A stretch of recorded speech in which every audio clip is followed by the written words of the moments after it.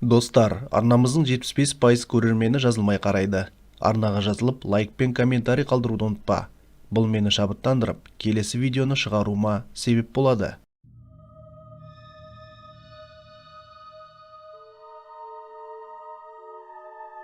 Шын есімі Шиничиро Азума болған Сейто Сакакибара жапондық ең жас адам өлтіруші. Ол америкалық атақты маньяк Зодиактың белгісін өз қолтаңбасы ретінде пайдаланды. Қылмыстарының ауырлығына және қылмыс жасаған кезде кәмелетке толмағандығына байланысты оның шын есімі жылдар бойы жасырын болды. Азуманың кісі өлтіргенге дейінгі өмірі туралы көп нәрсе ашылмаған. Тек ол 12 жасында көптеген жануарларға қатыгездік жасаған және мектепке қару-жарақ әкеле бастаған. Оларды алып жүру оның тітіркенуін жеңілдетуге көмектеседі деп түсіндіреді.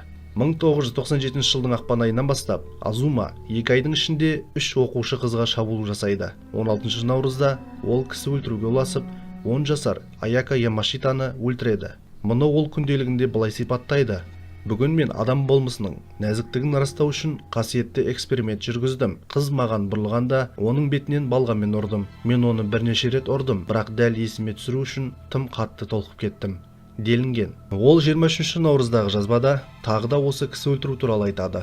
Бүгін таңертең анам маған бейшара қыз, оған шабуыл жасалды. Ол өлген сияқты деді. Ал мен ішімнен олар мені табады деген белгі болмағанша, бұл үшін Бамоидокиге алғыс айтамын. Өтінемін, мені қорғай беріңіз, дедім делінген. 1997 жылы 27 мамырда 24 мамырда жоғалып кеткен Дзюн Хасенің басын Тайнохата бастауыш мектебінің жанынан аула сыпырушысы тауып алады. Сакакибара Хасенің басын арамен кесіп алып, мәйітті мектеп жанындағы ағаштың түбіне тастап кеткен. Оның қасында қызыл сиямен жазылған қағазда былай жазылған: ойын жүріп жатыр.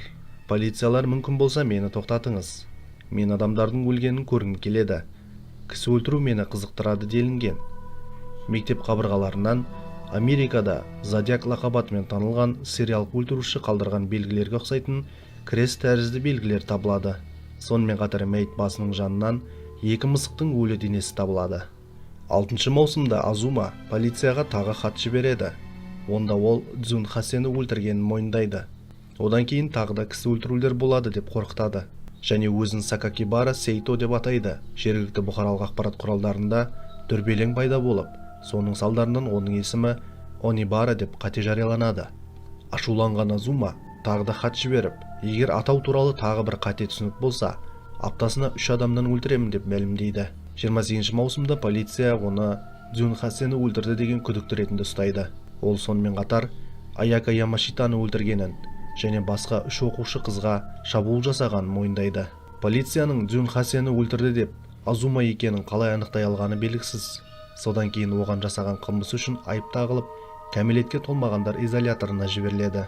2004 жылы 11 наурызда Азума шартты түрде босатылады. Бұл хабарландыру сынға ұшырап, көпшілік оны босатпау керек және оны түрмеге жіберу керек деп мәлімдейді. Азума қамауға алынып, сотталғаннан кейін 3 жыл өткен соң, Жапония үкіметі қылмыстық жауапкершілікке тартылатын заңды 16 жастан 14 жасқа дейін төмендетеді. Сондай-ақ Азумаға заңсыз айып тағылғанын айтқан адамдар да болды.